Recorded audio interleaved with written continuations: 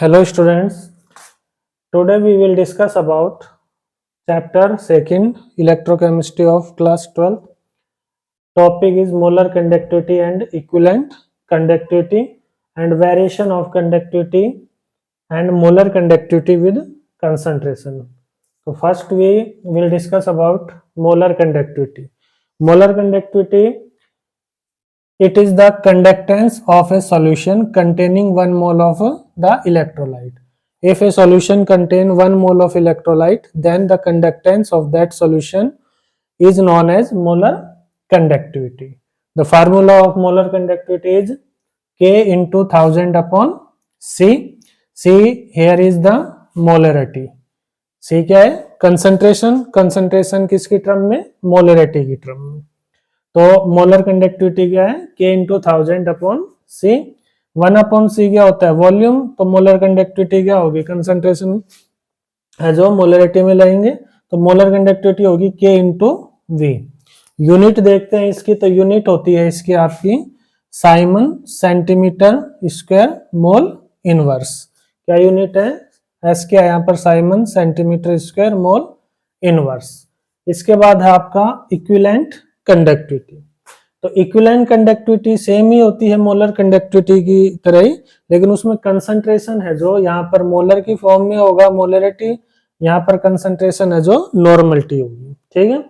तो जो सॉल्यूशन है उसमें 1 ग्राम इक्विवेलेंट इलेक्ट्रोलाइट है, उसकी वजह से जो कंडक्टेंस होगी सॉल्यूशन की वो क्या कहलाएगी? आपकी इक्विवेलेंट कंडक्टिविटी.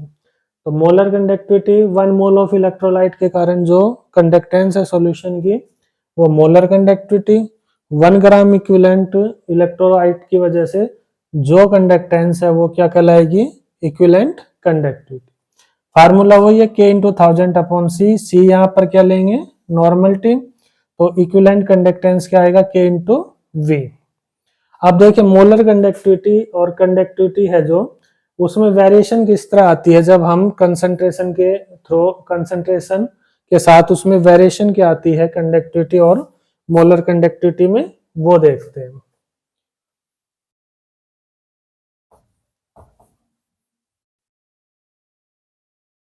तो पहले हम देखते हैं कंडक्टिविटी.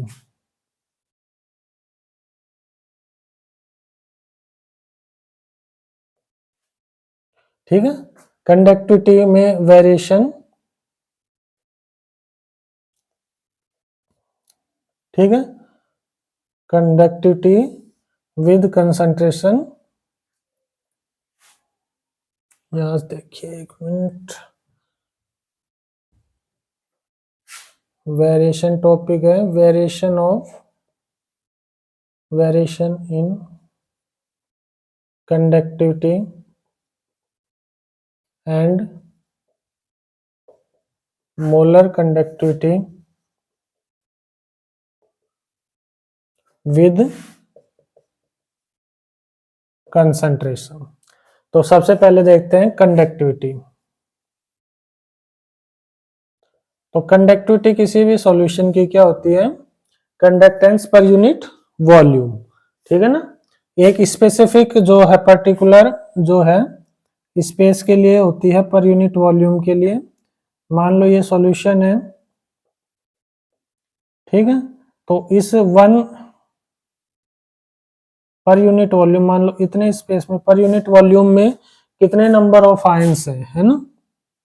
मान लो यहाँ पर 3 या 4 आयन है, 5 आयन है. ठीक है. तो number of ions per unit volume है वो क्या कहलाती है? कंडक्टिविटी कहलाती है. स्पेसिफिक हो गई है. अब जैसे जैसे हम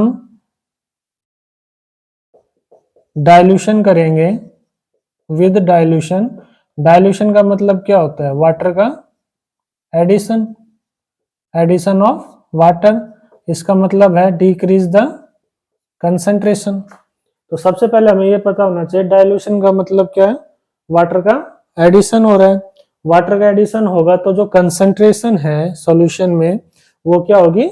डिक्रीज होगी. नंबर ऑफ आयंस है जो, ठीक है, सॉल्यूशन में क्या होंगे? वो पर यूनिट वॉल्यूम डिक्रीज होगी. तो विद डाइल्यूशन वाटर का एडिशन होता है, कंसंट्रेशन सॉल्यूशन की क्या होती है? डिक्रीज होती है. ठीक है. तो कंडक्टिविटी क्या होगी, देखो अब जैसे जैसे हमने यहाँ पर वाटर का एडिशन करते जाएंगे यानी डाइल्यूशन करते जाएंगे, तो जो पर यूनिट वॉल्यूम में आपका जो नंबर था वो क्या हो जाएगा, डिक्रीज हो जाएगा। Number of ions per unit volume क्या हो जाएगा, डिक्रीज हो जाएगा, क्योंकि उनके बीच में स्पेस होगा, है ना, दूर दूर चले जाएंगे आयंस है डाइल्यूशन की वजह से। तो number of ions per unit volume decrease हो रहा है, तो इसका मतलब कंडक्टिविटी क्या हो रही है, डिक्रीज हो रही है। तो विद डाइल्यूशन वाटर एडिशन या विद डाइल्यूशन वाटर का एडिशन या डिक्रीज द कंसंट्रेशन, कंडक्टिविटी है जो आपकी सॉल्यूशन की, कंडक्टिविटी ऑफ सॉल्यूशन वो क्या होती है, डिक्रीज होती है। आए समझ में क्यों डिक्रीज होती है, क्योंकि number of ions per unit volume है वो क्या होंगे, डिक्रीज है। जो आयंस का नंबर है एक यूनिट वॉल्यूम में वो डिक्रीज होता है, इस वजह से जो कंडक्टिविटी है वो क्या होगी, डिक्रीज होगी। कंडक्टिविटी होती है पर्टिकुलर स्पेस में कितने नंबर ऑफ आयंस है पर यूनिट वॉल्यूम, है ना, तो कंडक्टिविटी आपकी विद डाइल्यूशन डिक्रीज होगी। इसके बाद देखते हैं मोलर कंडक्टिविटी में क्या फर्क पड़ेगा। अब हमने पढ़ा है मोलर कंडक्टिविटी क्या होती है, मोलर कंडक्टिविटी हमने पढ़ा था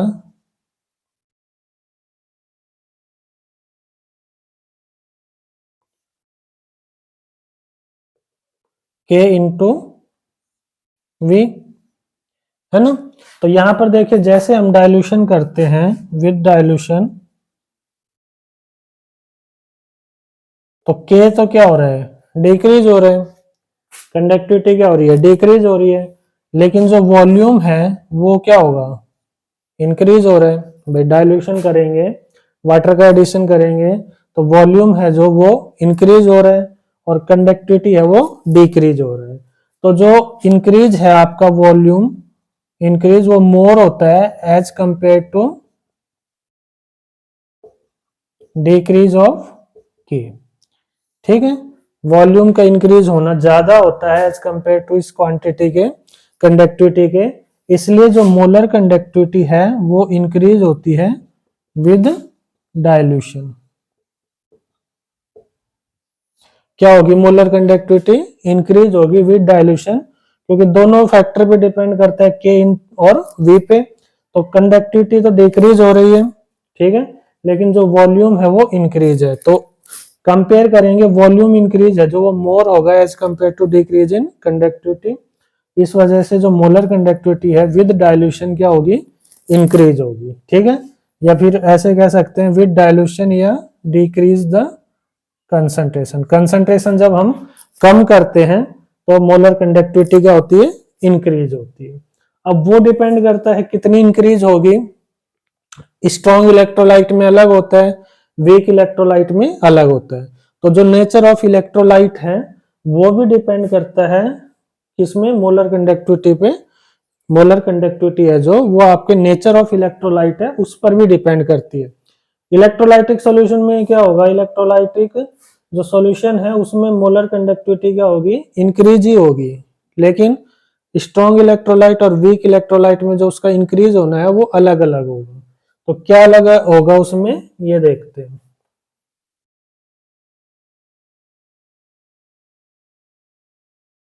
अब देखें मोलर कंडक्टिविटी है जो स्ट्रॉन्ग इलेक्ट्रोलाइट और वीक इलेक्ट्रोलाइट में, हमें पता है इलेक्ट्रोलाइट क्या होता है, जो आयंस में डिसोसिएट होता है एक्वस या मोल्टन स्टेट में। स्ट्रॉन्ग इलेक्ट्रोलाइट में क्या होता है, 100% क्या होता है, आयनाइजेशन होता है,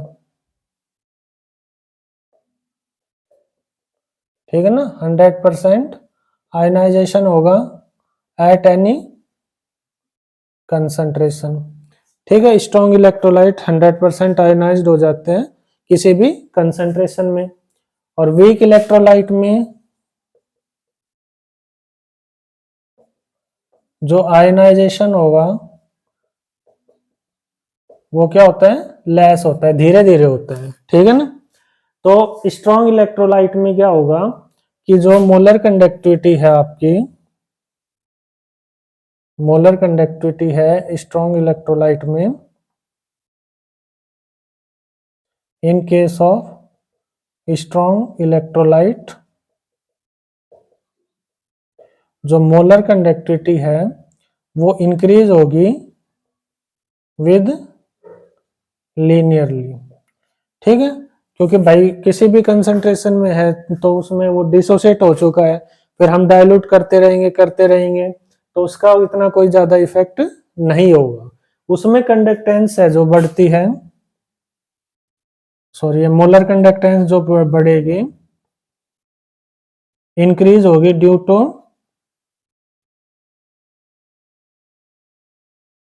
separation of ion increase. Strong electrolyte में जो डिसोसिएट तो हो चुके हैं 100% आयंस, तो नंबर तो नहीं बढ़ेगा, है ना, लेकिन जो आयंस हैं उनके बीच में जो डिस्टेंस है वो क्या हो जाएगी, बढ़ जाएगी, है ना, क्योंकि भाई डाइल्यूशन करेंगे, ठीक है, वाटर का एडिशन करेंगे तो आयंस तो चाहे कोई सी भी कंसंट्रेशन है उसमें डिसोसिएट हो चुके हैं, लेकिन जो आयंस के बीच में जो डिस्टेंस है वो क्या होगी, इंक्रीज होगी, और इस वजह से जो मोलर कंडक्टिविटी है वो क्या होती है, स्ट्रॉन्ग इलेक्ट्रोलाइट में इंक्रीज होती है। लेकिन कैसे इंक्रीज होगी, धीरे धीरे स्लोली एक लीनियर फॉर्म में इंक्रीज होगी, इस तरह इंक्रीज होगा मोलर कंडक्टिविटी। अभी हम डिब्बे एक्लोन सागर इक्वेशन पढ़ेंगे तो उसमें देखेंगे जो मोलर कंडक्टिविटी है, यहाँ पर कंसंट्रेशन कम करते जा रहे हैं तो डाइल्यूशन करते जा रहे हैं तो मोलर कंडक्टिविटी यहाँ पर ऐसे लीनियरली इंक्रीज होगी, ठीक है। वीक इलेक्ट्रोलाइट के केस में क्या है, वीक इलेक्ट्रोलाइट के केस में हम देखते हैं कि जो मोलर कंडक्टेंस है, मोलर कंडक्टेंस इंक्रीज होगी लार्जली, ठीक है, मोलर कंडक्टेंस है वो लार्जली इंक्रीज होती है, क्यों, क्योंकि जैसे जैसे डाइल्यूशन करेंगे हम तो नंबर ऑफ आयंस इंक्रीज होंगे, अल्फा इंक्रीज होगा, डिग्री ऑफ आयनाइजेशन इंक्रीज होगा, ठीक है, डिग्री ऑफ आयनाइजेशन इंक्रीज होगा तो नंबर ऑफ आयंस क्या होंगे, इंक्रीज होंगे। अब वीक इलेक्ट्रोलाइट एक ऐसा तो है नहीं कि भाई कोई भी कंसंट्रेशन उसमें 100% हो जाता है, धीरे धीरे डाइल्यूशन करेंगे, ठीक है, तो वो एकदम से क्या हो जाएंगे, डाइल्यूशन करेंगे तो एकदम से इंक्रीज हो जाएगा इसमें मोलर कंडक्टेंस में। तो यहाँ पर जो ग्राफ आएगा वो इस तरह का ग्राफ आता है, मोलर कंडक्टेंस वीक इलेक्ट्रोलाइट में इस तरह एकदम जैसे डाइल्यूशन करेंगे एकदम से क्या हो जाएगा, इंक्रीज हो जाएगा। तो इसमें जो मोलर कंडक्टिविटी इंक्रीज होती है due to increase the number of ions की वजह से होता है वीक इलेक्ट्रोलाइट में, और इसमें जो इंक्रीज होता है मोलर कंडक्टिविटी वो किसकी वजह से होता है, जो डिस्टेंस होगी आयंस के बीच में वो इंक्रीज होने की वजह से मोलर कंडक्टिविटी इंक्रीज होता है। इसमें लीनियरली इंक्रीज होगा, इसमें एकदम जो है एकदम से इंक्रीज हो जाएगा, ठीक है। तो ये अलग अलग रीजन है मोलर कंडक्टिविटी का इंक्रीज होने का, स्ट्रॉन्ग इलेक्ट्रोलाइट में और वीक इलेक्ट्रोलाइट में। आगे समझ में। अब इसमें देखिए आगे हम देखते हैं कि जो मोलर कंडक्टिविटी है स्ट्रॉन्ग इलेक्ट्रोलाइट की, उसका रिलेशन है विद कंसंट्रेशन का, तो एक इक्वेशन होती है उससे हम इसको रिलेट करते हैं, Debye Huckel Onsager equation. क्या होती है डिब्बी हक्कल, डिब्बी नहीं Debye Huckel Onsager equation, Debye. तो ये क्या होता है, molar conductance at a given concentration is equal to molar conductance at infinite dilution minus A C half. इस इक्वेशन को कहते हैं Debye Huckel Onsager equation. यहां पर लैम्डा एम क्या है, molar conductivity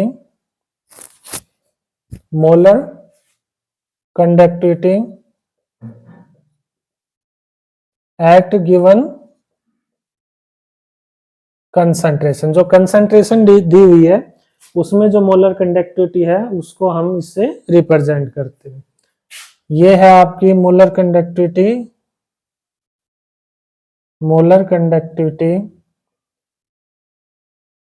at infinite dilution, ठीक है। जब भाई डाइल्यूट करते जाएंगे तो वो क्या है, एक अमाउंट है जो इनफाइनाइट उसमें जा रही है, तो इनफाइनाइट जो है डाइल्यूशन है जो उसको इससे लैम्डा m इनफाइनाइट से हम रिप्रेजेंट करेंगे। इसके बाद C क्या है आपकी, इसमें कंसंट्रेशन। C क्या है, कंसंट्रेशन है, और A क्या है यहाँ पर, कांस्टेंट है। A क्या है, कांस्टेंट है। तो जो ग्राफ है मोलर कंडक्टिविटी और कंसंट्रेशन के बीच, वो ग्राफ अभी हमने देखा था, कैसा आएगा, इस तरह से आएगा। अब इसको हम, ये जो पॉइंट है इंटरसेप्ट, इसको आगे बढ़ाएंगे तो ये जो इंटरसेप्ट है ये होता है आपका molar conductivity at infinite dilution. ये जो पॉइंट है ये क्या है, molar conductivity at infinite dilution, ठीक है, molar conductivity at infinite dilution. और इसका जो स्लोप आएगा वो क्या आएगा, ए, वो क्या होगा, कांस्टेंट। इंटरसेप्ट आपका ये होगा molar conductivity at infinite dilution, और जो स्लोप है वो क्या आएगा, ए, कि वो क्या होता है, कांस्टेंट होता है। और ये जो है HCl और KCl, इसमें देखें तो molar conductivity at infinite dilution किसकी ज्यादा होगी, HCl। ये क्वेश्चन भी कई बार आता है, molar conductivity of infinite dilution HCl का KCl से क्या होगा, ज्यादा होता है। इसके बाद देखें, अब इसको यदि हम डिब्बे-हेकेलॉन सागर इक्वेशन को वीक इलेक्ट्रोलाइट में यदि हम देखें ग्राफ, तो कैसा ग्राफ आएगा, यह है समझ में भाई। मोलर कंडक्टिविटी क्या है, at given concentration molar conductivity at infinite dilution minus AC half. यहाँ पर ये गिवन कंसंट्रेशन पर मोलर कंडक्टिविटी है, ये आपकी इनफाइनाइट डाइल्यूशन पे मोलर कंडक्टिविटी है, ये कांस्टेंट और ये कंसंट्रेशन है। ग्राफ कैसा आएगा, ये जो इंटरसेप्ट है वो molar conductivity at infinite dilution है, और जो स्लोप है वो कांस्टेंट A आएगा। इसके बाद देखिए वीक इलेक्ट्रोलाइट के केस में जो डिब्बे-हेकेलॉन सागर इक्वेशन है उसका जो ग्राफ है वो आपका आता है molar conductance and C of, कैसा ग्राफ आएगा आपका, इस तरह का ग्राफ आएगा। तो यहां पर वीक इलेक्ट्रोलाइट के केस में, वीक इलेक्ट्रोलाइट के केस में जो मोलर कंडक्टिविटी है eight infinite dilution, molar conductivity at infinite dilution, उसको हम ऑब्टेन नहीं कर सकते, ठीक है ना। ये इंक्रीज होता जाएगा, डाइल्यूशन कितना करते जाओगे तो इनफाइनाइट पे जो मोलर कंडक्टिविटी है वीक इलेक्ट्रोलाइट के केस में हम ऑब्टेन नहीं कर सकते अकॉर्डिंग टू डिब्बे-हेकेलॉन सागर इक्वेशन। तो उसके लिए फिर एक जो है नया लॉ है, उसको कहते हैं हम कोहलार्ज लॉ। क्या कहेंगे, कोहलार्ज लॉ कहेंगे।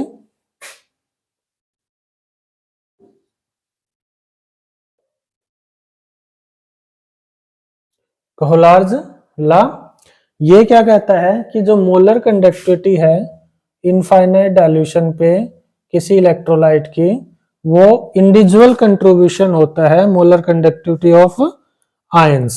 भाई इलेक्ट्रोलाइट है तो एक पॉजिटिव और एक नेगेटिव पार्ट होगा, तो पॉजिटिव पार्ट की मोलर कंडक्टिविटी का कंट्रीब्यूशन और नेगेटिव पार्ट की जो मोलर कंडक्टिविटी है उसका कंट्रीब्यूशन होगा, उसका जो सम होगा वो होगा molar conductivity of electrolyte at infinite dilution.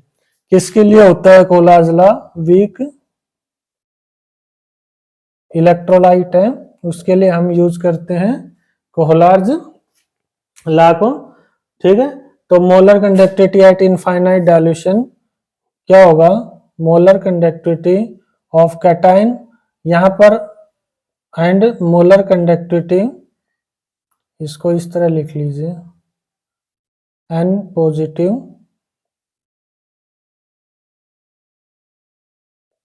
Molar conductivity of cation plus N negative molar conductivity of anion. तो लैम्डा m क्या है यहाँ पर, molar conductivity at infinite dilution. यहाँ पर N पॉजिटिव क्या है आपका, नंबर ऑफ कैटायन, ठीक है। और ये क्या है, मोलर कंडक्टिविटी, ये इनफाइनाइट डाइल्यूशन पे, तो molar conductivity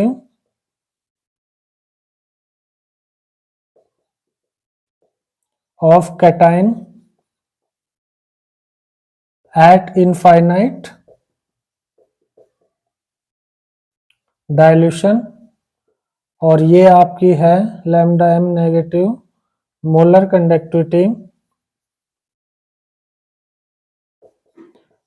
conductivity of anion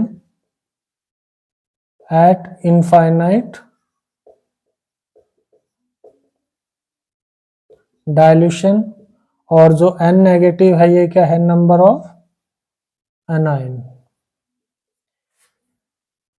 ठीक है, तो molar conductivity at infinite dilution को लिमिटिंग मोलर कंडक्टिविटी भी कहते हैं। ठीक है, molar conductivity at infinite dilution है, इसको हम लिमिटिंग मोलर कंडक्टिविटी भी कहते हैं। तो लिमिटिंग मोलर कंडक्टिविटी किसी भी इलेक्ट्रोलाइट की किसके इक्वल होगी, molar conductivity of cation plus molar conductivity of anion. ठीक है, और मल्टीपल करना पड़ेगा, नंबर जो नंबर होगा, मान लो 2 है 3 है, उससे मल्टीपल करेंगे। तो कोहलाज लॉ को लिख लोगे, क्या है ये, कोहलाज लॉ क्या कहता है, it states that the molar conductivity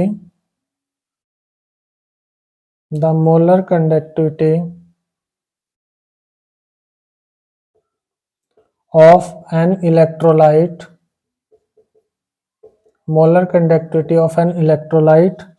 at infinite dilution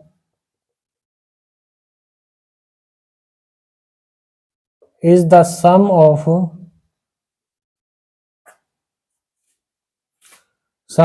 the molar conductivity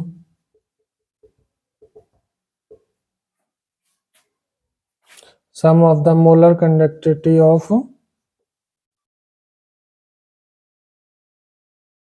individual ions.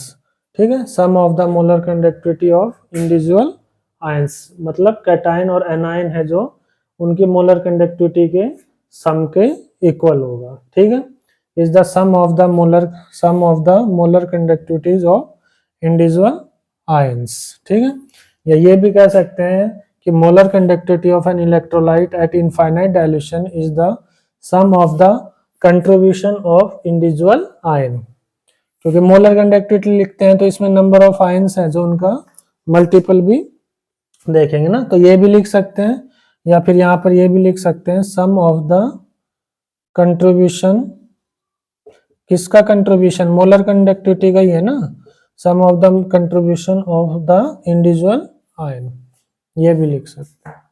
ठीक है, तो ये था आपका कोहलार्ज लॉ। इसके बाद इसकी एप्लीकेशन पढ़ेंगे नेक्स्ट क्लास में। Thank you.